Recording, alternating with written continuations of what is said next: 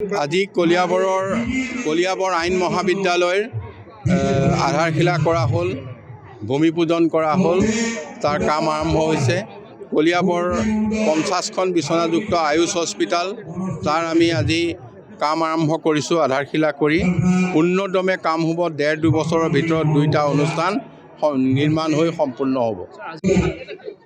50 লাখ টকাৰে নতুনকৈ নিৰ্মাণ কৰিবলৈ, আৰু আমবাগানৰ হাইস্কুলৰ ষ্টেডিয়াম 2 কোটি টকা। তাৰপিছতে আমি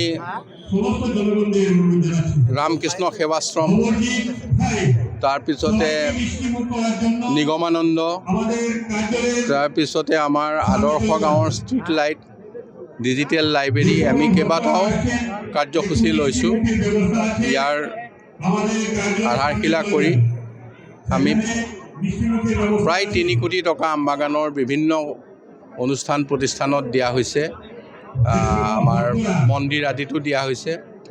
গতিকে আমি আশা কৰিছোঁ যাতে আমবাগানৰ সামগ্ৰিকভাৱে উন্নয়নৰ ক্ষেত্ৰত এটা নতুন ৰূপ পাব, আৰু এই টকাখিনি আমালৈ আগবঢ়োৱাৰ কাৰণে মাননীয় মুখ্যমন্ত্ৰী ডক্টৰ হিমন্ত বিশ্ব শৰ্মা ডাঙৰীয়াক আমি অশেষ ধন্যবাদ জনাইছোঁ কলিয়াবৰ তথা আমবাগানৰ ৰাইজৰ তৰফৰ পৰা।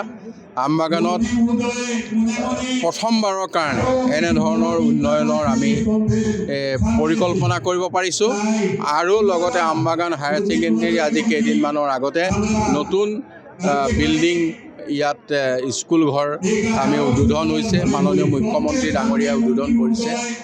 গতিকে এতিয়া আমবাগানৰ কলিয়াবৰ সমষ্টিৰ অন্তৰ্গত হোৱাৰ পিছত এটা বিশাল পৰিৱৰ্তন হৈছে।